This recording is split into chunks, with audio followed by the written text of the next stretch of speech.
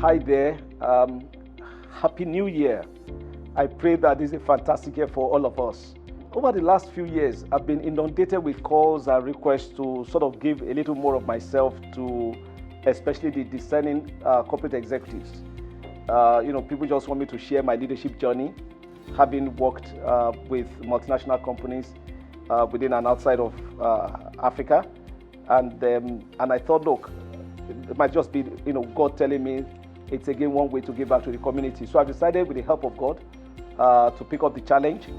And so over the next few months, I'm going to be speaking to my leadership journey more from a storytelling perspective than trying to create motivational speeches or telling you what Philip Kotler said or what Michael Porter says. So this is about real life experiences.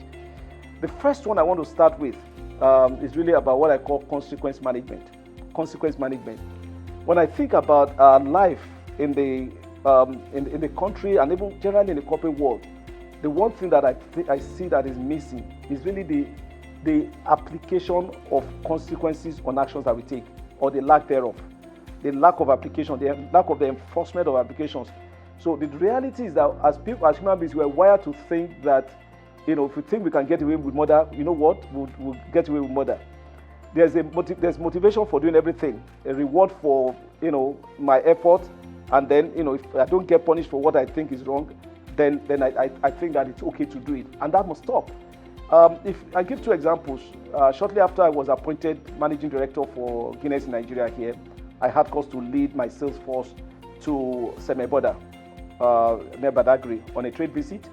And I remember there were like eight members of the team, the sales force that went with me. And it just happened that I, as the chief executive, was the only one that had my writing pad with me. So others, no notes, no pads, not even iPad. If you say they wanted to be tech savvy, no phone, whatever. But then we're visiting about 25 customers. So what I did was, after about the 15th or 16th, 17th customer, I asked questions around what came out of the 6th or 7th customer we visited. Of course, many of them didn't know. We went back to the office.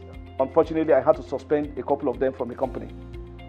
Fast forward a few weeks after, I had to go to Calabar on a similar trade visit.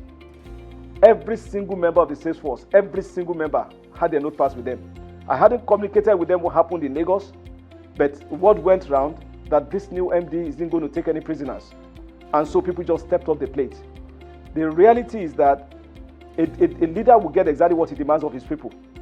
A leader would get exactly what he demands of the people. I'll give you another example. I was in the UK, and then I had to do self-isolation for 10 days. I think the 5th or 6th day, I decided to step out and then, just do a short exercise. And then a health official from NHS came. And then they were interrogating my wife about my whereabouts. And they were very clear that if in 20 minutes I wasn't back, then I risked, paying the mandatory £10,000 fine. It goes without saying that my wife nearly melted. But fortunately, I was back and we didn't have to do that. But the fellow that came was very clear about the consequence of that action. In closing, the point I'm making today is that, from my perspective, the single biggest differentiator between the public sector and the private sector is just in the way the private sector tends to adhere to the principle of consequence management. So the score is clear in the private sector. If you do this, actually, you always get to know that from the moment you sign on your code of conduct. If I do this, this is what I get in return. And I encourage us as a company, we can't say we want to change the country if we don't, again, transform our relationship with the concept of consequence management. Let people take responsibility for their actions, and you will see that there will be a natural course correction in the country. The last word I leave with you is that if it is true that people must take responsibility for their action, then it's the reason why the rules of engagement must be clear to everybody. You can't be held accountable for what you don't know about it. And that's why also when you go to the private sector, from the day you are being onboarded, you're told, if in doubt, ask. So the person who is setting up the rules makes sure it is well communicated, well cascaded. The one who is receiving is very clear about what the rule says. So that by the time there's a breach, the application of consequence becomes a fair deal in the equation. Thank you for listening.